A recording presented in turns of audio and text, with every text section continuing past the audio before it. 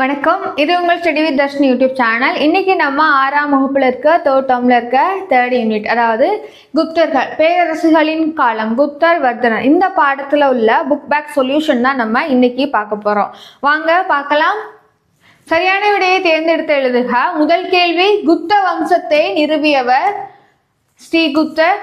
ரெண்டாவது கேள்வி, பிரயாகை மெய்கீர்த்தியை இயற்றியவர் ஹரிசேனர். அதாவது அலகாபாத் தூண்ல இருக்கிற அந்த பிரயாகை மெய்கீர்த்தி தான் ஹரிசேனர் எழுதியிருப்பாரு. மூன்றாவது கேள்வி, சந்திரகுப்தரால் நிறுவப்பட்ட ஒற்றை இரும்பு தூண் டேஸ் என்ற இடத்தில் உள்ளன. மெக்ரலி, அதாவது டெல்லியில இருக்க மெக்ரலியில தான் இந்த சந்திரகுப்தரால் நிறுவப்பட்ட தூண் இருக்கு. இன்னும் துருப்பிடிக்காம இருக்கிற தூண் தான் இந்த மெக்ரலி அயன் பில்லர். ஃபோர்த் கொஸ்டின், அறுவை சிகிச்சைக்கு செயல்முறை குறித்து விளக்கிய முதல் இந்தியர் யார்? இதுக்கான ஆன்சர் சுஸ்ருதர். சுஸ்ருதர் தான் இந்த சர்ஜரியை பத்தி எல்லாம் என்ன பண்ணிருப்பாரு அப்படின்னா நூல்கள்லாம் எழுதியிருப்பாரு.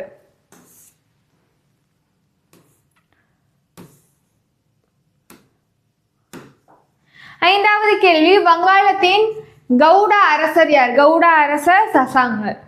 அது ஹர்ஷாக்கும் சசாங்கருக்கு தான் என்ன ஆகும் அப்படின்னா கான்ஃபிளிக்ட் வரும். நம்ம அதை பத்தி பார்த்துருக்கோம். அப்ப கவுட அரசர் யார் அப்படின்னா சசாங்கர். அடுத்து, கூற்றை காரணத்துடன் பொருத்தி பார்த்து சரியான விடையை நம்ம சொல்லணும். ஃபர்ஸ்ட் கூற்று, வட இந்தியாவில் பல சிறிய நாடுகளை கைப்பற்றிய பின்னர் முதலாம் சந்திரகுப்தர் பெரிய நாட்டின் முடியரசனாக தனக்குத்தானே முடிசூட்டி கொண்டார். காரணம், முதலாம் சந்திரகுப்தர் லிச்சாவி குடும்பத்தை சேர்ந்த குமாரதேவியை மணமுடித்தார். ஃபர்ஸ்ட் கூற்றும் சரி, காரணம் சரி. கூற்றுக்கான காரணமும் சரியான விளக்கம். அதாவது முதலாம் சந்திரகுப்தர் என்ன பண்ணியிருப்பார் அப்படின்னா முடியரசனா இருந்திருப்பார். ஸ்ரீகுப்தர் குப்த வம்சத்தை நிறுவியிருப்பாரு. ஆனா முதலாம் சந்திரகுப்தர் அவரோட டெரிட்டரியை எக்ஸ்டெண்ட் பண்ணிட்டு என்ன பண்ணியிருப்பாருன்னா முடிசூட்டி கொண்டிருப்பார். அதே மாதிரி லிச்சாவையால இருந்து ஒரு குமாரதேவி என்ன பண்ணியிருப்பார் அப்படின்னா திருமணம் செஞ்சிருப்பாரு. இது மூலமா அவரோட பவர் அதிகரிச்சிருக்கும்.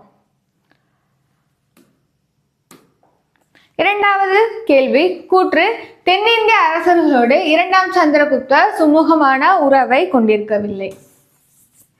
கூற்று 2, குப்தர் தெய்வீக உரிமை கோட்பாட்டினை பின்பற்றினர். இதற்கான பதில் ஃபர்ஸ்ட் கூற்று தவறு.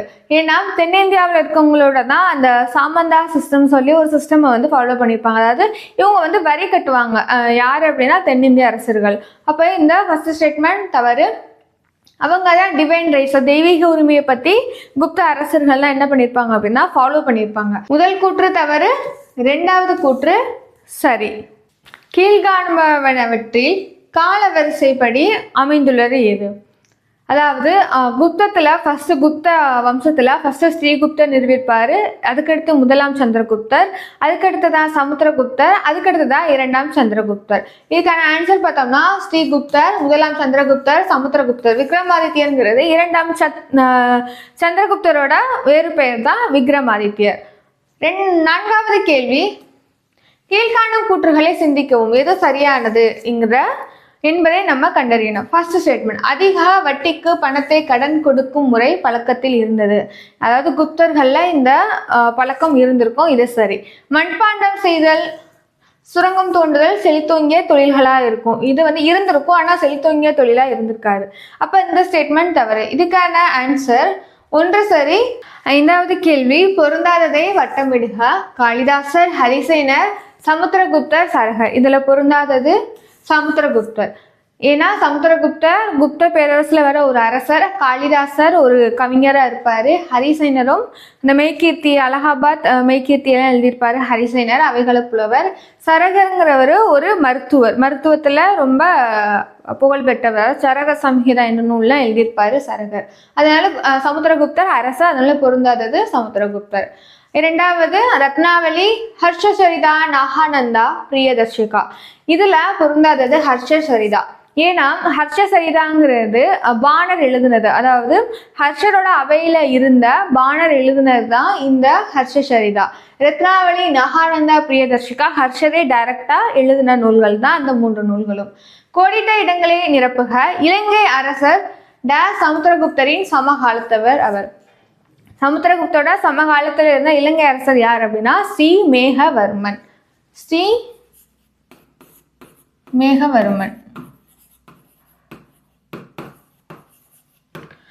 இரண்டாவது கேள்வி, இரண்டாம் சந்திரகுப்தரின் ஆட்சியின் போது சீனாவைச் சேர்ந்த பௌத்த துறவி டேஷ் இந்தியாவிற்கு வந்தார். இரண்டாம் சந்திரகுப்தரோட காலத்துல இந்தியாவுக்கு வந்த சீன துறவி யார் அப்படின்னா ஃபாகியான் தான் வந்திருப்பாரு.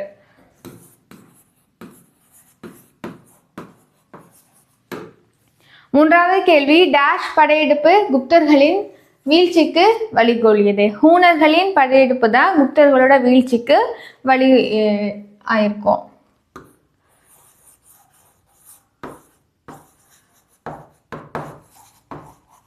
நான்காவது கேள்வி, டேஷ் அரசாங்கத்தின் முக்கிய வருவாயாக இருந்தது. நிலவரி தான் குப்தர்கள் காலத்துல ரொம்ப முக்கியமான வருவாயாக இருந்திருக்கும். ஐந்தாவது கேள்வி, குப்தர்களின் அலுவலக மொழி சமஸ்கிருதம், மக்கள் பேசிய மொழிதான் பிராகிருதம். ஆறாவது கேள்வி, பல்லவ அரசர் டேஷ் சமுத்திரகுப்தரால் தோற்கடிக்கப்பட்டார்.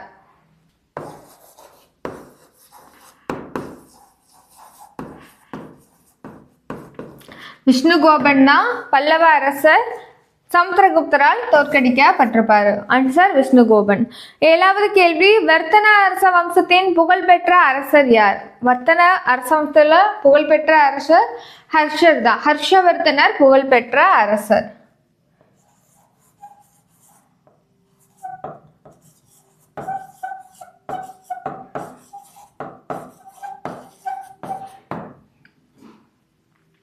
எட்டாவது கேள்வி, ஹர்ஷர் தலைநகரை டேஸில் இருந்து கன்னௌஜுக்கு மாற்றியிருப்பார். அதாவது ஹர்ஷர் தானேஸ்வரத்தில் இருந்த தலைநகர் தான் கன்னௌஜுக்கு என்ன பண்ணியிருப்பார் அப்படின்னா மாற்றிருப்பார். அப்ப இதுக்கான ஆன்சர் தானேஸ்வர்.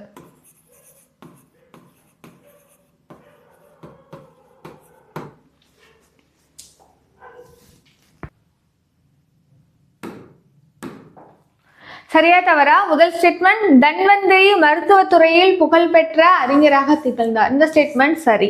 இரண்டாவது ஸ்டேட்மெண்ட், குப்தர்களின் காலத்தில் கட்டப்பட்ட கட்டுமான கோவில்கள் இந்தோ ஆரிய பணியை ஒத்துள்ளன. இந்த ஸ்டேட்மெண்ட் தவறு. ஏன் அப்படின்னா குப்தர்கள் காலத்துல கட்டப்பட்ட கோவில்கள் நாகரா ஸ்டைல கட்டியிருப்பாங்க. அப்ப இந்த ஸ்டேட்மெண்ட் தவறு. மூன்றாவது ஸ்டேட்மெண்ட், குப்தர்களின் ஆட்சி காலத்தில் உடன்கட்டை ஏறும் வழக்கம் இல்லை. இது தவறு. உடன்கட்டை ஏறும் வழக்கம், அதாவது சதி ஃபாலோ பண்ணியிருப்பாங்க. நான்காவது ஸ்டேட்மெண்ட், ஹர்ஷர் ஹீனையான பௌத்த பிரிவினை சேர்ந்தவர். இந்த ஸ்டேட்மெண்ட்டும் சரி. ஹர்ஷர் அதாவது புத்திசம் ரெண்டா பிரிஞ்சிருக்கும், ஹீனயானம் மகாயானம். அதுல ஹர்ஷர் ஹீனயானத்தையும் அசோகர் மகாயானத்தையும் ஃபாலோ பண்ணியிருப்பார். அப்போ இந்த ஸ்டேட்மெண்ட் சரி. அஞ்சாவது ஸ்டேட்மெண்ட், ஹர்ஷர் அவருடைய மத சகிப்பு தன்மை இன்மைக்காக பெயர் பெற்றவர் கிடையாது. அவருடைய காலத்துல பல மதங்கள் அவருடைய பீரியட்ல என்னவா இருந்திருக்கும் அப்படின்னா நல்லா தான் இருந்திருக்கும். அப்போ இந்த ஸ்டேட்மெண்ட் தவறு. பொறுத்துகள ஃபர்ஸ்ட் மிகிரகுலர், ஆரியப்பட்டர், ஓவியம், நாலந்தா பல்கலைக்கழகம், சாத்தவகா கொடுத்துருக்காங்க. இதுல மிகிரகுலர் என்ன வரும் அப்படின்னா மிகிரகுலர் ஸ்கந்தகுப்தர், ஆரியப்பட்டர் வானியல் ஆய்வாளர், ஓவியம்ங்கிறது குகைகள்ல காணப்படுகிறது. நாலந்தா பல்கலைக்கழகம் குமாரகுப்தர் கட்டினதான் நாலந்தா பல்கலைக்கழகம். சாத்தவாகாங்கிறது இடம் விட்டு வெளியே செல்லும் வணிகர்கள் தான் இந்த சாத்தவாகா. மிகிரகுலர்னா ஸ்கந்தகுப்தர் காலத்துல வர ஒரு அரசர் தான் கப்பம் கட்டியிருப்பாங்க. அப்ப இதுக்கான ஆன்சர் ஆப்ஷன் சி, 31524. அடுத்த கேள்வி, பொறுத்துக. பானர், ஹர்ஷர், நாலந்தா பல்கலைக்கழகம், யுவான் ஸ்வாங், பௌத்த சபை நமக்கு கொடுத்துருக்காங்க. இதுல பானர் ஹர்ஷசரிதம், பானர் எழுதிய நூல் தான் ஹர்ஷசரிதம் 1. அதுக்கடுத்து ஹர்ஷர் இருக்கட்டும். நாலந்தா பல்கலைக்கழகம்ங்கிறது 10,000 மாணவர்கள் வந்திருப்பாங்க. யுவான் ஸ்வாங் எழுதிய நூல் தான் பார்த்தோம் அப்படின்னா சியூக்கி. யுவான் ஸ்வாங் சியூக்கி எழுதியிருப்பாரு, பிரயாகைக்கும் வந்திருப்பாங்க. ஹர்ஷரும் பிரயாகைக்கும் சம்மந்தப்பட்டவர் தான், சியூக்கிக்கும் சம்மந்தப்பட்டவர் தான். அடுத்து பௌத்த சபை. பௌத்த சபைங்கிறது பிரயாகையில நடந்திருக்கும். ரத்னாவளிங்கிறது ஹர்ஷர் எழுதிய நூல் தான் ரத்னாவளி. சியூக்கிங்கிறது யுவான் ஸ்வாங் எழுதின நூல் தான் இந்த சியூக்கி. இப்போ இதுக்கான ஆன்சர் பார்த்தோம் அப்படின்னா ஃபர்ஸ்ட் பானருக்கு ஹர்ஷச்சரிதா, ஹர்ஷருக்கு ரத்னாவளி, நாலந்தா பல்கலைக்கழகம் 10,000 மாணவர்கள், யுவான் ஸ்வாங் எழுதிய நூல் தான் சியூக்கி, பௌத்த சபைங்கிறது பிரயாகையில் நடந்திருக்கும். அப்போ 34152 இந்த ஆப்ஷன்ஸ் எதுவும் செட் ஆகலை. ஒன்ஸ் நீங்கள் எதாவது செக் பண்ணிக்கோங்க. பட் இதை படி தான் ஆன்சர் வருது. ஓகே, இப்போ நம்ம இந்த புக் பேக்கான சொல்யூஷன் பார்த்துருக்கோம். அடுத்த வீடியோவில் அடுத்த கிளாஸஸை நம்ம பார்ப்போம். Thank you so much. All the very best for your preparation.